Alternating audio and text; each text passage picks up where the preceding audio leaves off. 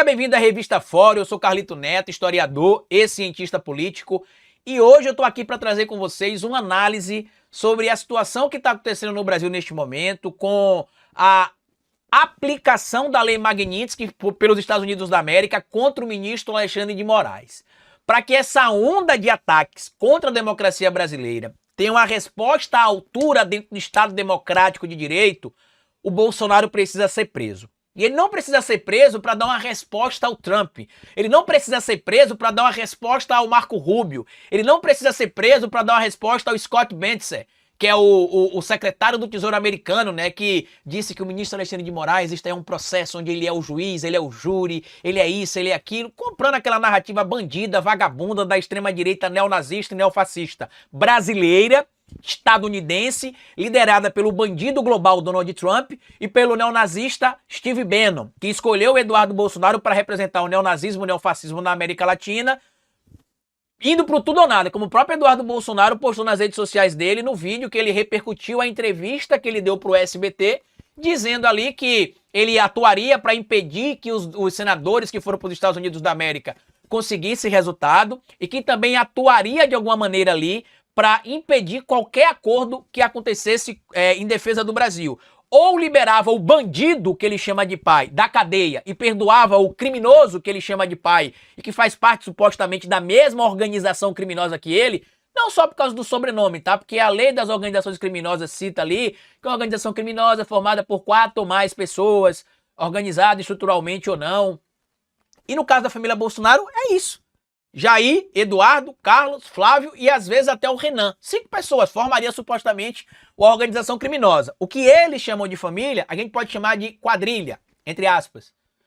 E aí o Eduardo Bolsonaro está nos Estados Unidos da América com a missão de tentar impedir a condenação do pai. Isso já foi revelado por ele, isso já foi revelado pelo Paulo Figueiredo, tanto que tá claro, ele já falou que a única maneira do Trump não punir o Brasil é colocando em prática a tal anistia ampla, como é que eles falam? Ampla, geral e irrestrita. Por quê? Porque livra o bandido que ele chama de pai da cadeia, livra ele da cadeia, livra o bandido do Paulo Figueiredo da cadeia, livra todos os empresários que financiaram os atos golpistas da cadeia e livraria ali, evidentemente, os membros do Exército que ajudaram a tentar dar um golpe de Estado no Brasil. Porém, diferente daquele cabaré que o Trump chama de país, que é os Estados Unidos da América, aqui a lei funciona. E todos esses ataques que estão acontecendo contra o Brasil, a gente já vinha prevendo aqui ainda em 2023, antes mesmo da eleição do Donald Trump contra a Kamala Harris. Por quê? O Brasil, depois da eleição do Lula em 2022, mostrou para o mundo que dá para combater o avanço da extrema-direita e da autocracia nas nações democráticas, utilizando a democracia e utilizando as instituições democráticas em um Estado que não é um cabaré como os Estados Unidos da América, que as instituições são autônomas, são independentes e não aceitam interferência estrangeira.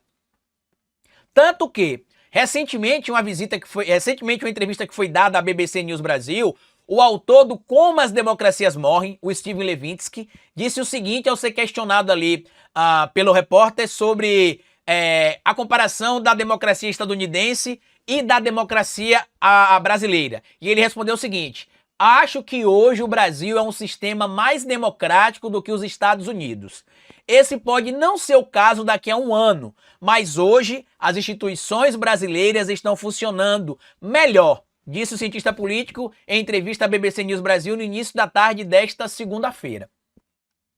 Ano passado, em 2024, o Jamil Chad publicou na sua coluna lá no UOL a seguinte matéria: Brasil freia desmonte da democracia e vira referência, diz estudo global. Quando você vai ler aqui, você vai ver que foi um estudo global feito ali pela Videm, que é uma das organizações que medem a democracia no mundo. Tem algumas, né? Tem a Freedom House, que é uma organização americana, e tem a Videm, que é uma organização ligada, é uma instituição, na verdade, ligada à Universidade de Gotemburgo, na Suíça, e que eles têm ali dados de mais de 31 pontos de dados distintos, de 202 países anotados ali para fazer estudos sobre democracia, desde 1789, Revolução Francesa, né? 14 de julho de 1789, quando começa o modelo de república mais ou menos que a gente conhece, até 2023, E nesses dados ali, para montar esse banco, para fazer esse estudo, eles contam com mais de 4.200 acadêmicos especializados em democracia, não só nos países que eles representam, mas em outros países também, e e o Videm, na hora de fazer esse estudo aí, mede mais de 600 diferentes atributos para a democracia. E o que é que eles perceberam? Que com a derrota do Bolsonaro em 2022, as instituições democráticas brasileiras mostraram que é possível interromper a autocratização e o colapso da democracia. Tanto que ele cita aqui, por exemplo, no estudo, como conclusão, o que é que o Brasil poderia ensinar para o mundo com o fortalecimento das instituições democráticas com a eleição de 2022 e a prova de que aqui, diferente daquele cabaré chamado Estados Unidos da América, a lei funciona. Eles dizem o seguinte aqui, ó. De acordo com os suecos, o que ocorreu no Brasil no final de 2022 e em 2023 deve servir como ponto de reflexão internacional. A autocratização, entre aspas, não foi apenas interrompida no Brasil, mas também revertida em um caso definitivo de reviravolta. Num dos trechos do informe, dedicado exclusivamente ao caso nacional, os pesquisadores perguntaram o que fez o Brasil dar a volta por cima e que orientação que ele pode oferecer. De acordo com eles, o processo no país, entre aspas, mostra a importância de usar as eleições como, entre aspas, eventos críticos para interromper a autocratização. E aí, quando a gente vai ler aqui outras informações, vocês veem claramente aqui que a aplicação de elementos importantes em uma democracia foram e estão sendo aplicados no Brasil. Só que por que eu comecei o vídeo dizendo que o Bolsonaro precisa ser preso? Ele precisa ser preso porque o Eduardo Bolsonaro está nos Estados Unidos da América para poder conseguir punição para o ministro Alexandre de Moraes, para outros 7 ministros do STF, incluindo os amigos do Bolsonaro supostamente, Fux, Cássio Nunes Marques e André Mendonça. Ele puniu todos os outros ministros e também o Procurador-Geral da República, suspendendo o visto, e aplicou hoje a Lei Magnitsky no caso do ministro Alexandre de Moraes, que, para tristeza do Eduardo Bananinha, o Xandão não tem nem contas e nem bens nos Estados Unidos da América. E por que é importante a gente citar isso aqui para vocês? É importante a gente citar isso aqui para vocês porque a Advocacia Geral da União já se manifestou em defesa do ministro Alexandre de Moraes, dizendo inclusive que está disponível para defender o ministro. Eu já falei publicamente, vou falar aqui de novo, eu já me ofereci para o ministro Jorge Messias como testemunha do caso Rumble versus Alexandre de Moraes, porque a Rumble nega que tenha tido atividades comerciais aqui no Brasil, e eu provei que a Rumble me contratou para fazer a divulgação de um canal de esquerda na Rumble, me pagou por meios oficiais, me contratou com contatos oficiais, e eu posso provar que sim, a atuação do ministro Alexandre de Moraes se deu ao que se refere à atuação da Rumble no Brasil e não fora do Brasil, como o Trump e o advogado dele tentam vender lá nos Estados Unidos da América. Mas a prisão do Bolsonaro deve acontecer porque ele está bancando o filho nos Estados Unidos da América para fazer o que está fazendo.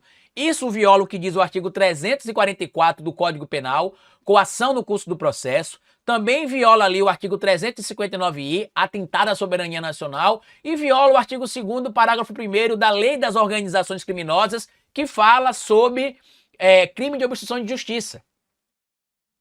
E aí eu vou me perguntar, o que é que falta para a Polícia Federal, para a Procuradoria-Geral da República solicitar a prisão do Bolsonaro preventiva e para que o STF acate? Não, a gente só quer prender depois do julgamento de setembro, para depois ele não dizer que está sendo perseguido. Eu não sei se vocês entenderam, tá? Mas se vocês seguirem ou não seguirem exageradamente a preservação do devido processo legal no caso do Bolsonaro, porque sim, está sendo exagerado. O Bolsonaro já cometeu várias condutas que deveriam ensejar a decretação da sua prisão preventiva. A prova é que Bolsonaro teve condutas muito mais graves que o general Walter Braga Neto, muito mais graves que o Mauro Cid, na época que foi preso preventivamente, e muito mais graves que o Marcelo Câmara. Isso não quer dizer que os 3 que eu citei aqui não tenham cometido condutas graves, tá? E que ensejasse a decretação da prisão preventiva. A decretação da prisão preventiva dos 3 foi feita porque eles também preencheram os critérios técnicos para que a decretação fosse feita. Porém, o Bolsonaro também já preenche os critérios técnicos de forma exagerada. E ficar dizendo que só vamos prender ele depois do transitado em julgado, que deve acontecer entre setembro e outubro, não vai fazer o Marco Rubio e os neonazistas e neofascistas ligados ao bolsonarismo no mundo falarem, não, vamos respeitar a decisão da Suprema Corte do Judiciário Brasileiro, porque tá lá, o Bolsonaro teve todo o devido processo legal respeitado. Eles não estão nem aí. E todo esse processo talvez chegou onde chegou agora, porque quando se deveria prender o Bolsonaro ainda no ano passado, não se prendeu. Não se prendeu. Então eu espero que após a implementação da Lei Magnitsky contra o ministro Alexandre de Moraes, a Polícia Federal e a Procuradoria-Geral da República endossem a decretação da prisão preventiva do Bolsonaro para ser aceita pelo ministro Alexandre de Moraes. Isso não é uma vingança, tá? Isso é o que a lei diz. E nós não podemos mais tapar o sol com a peneira. Não podemos mais tapar o sol com a peneira. Bolsonaro precisa ser preso imediatamente. Ele não é especial.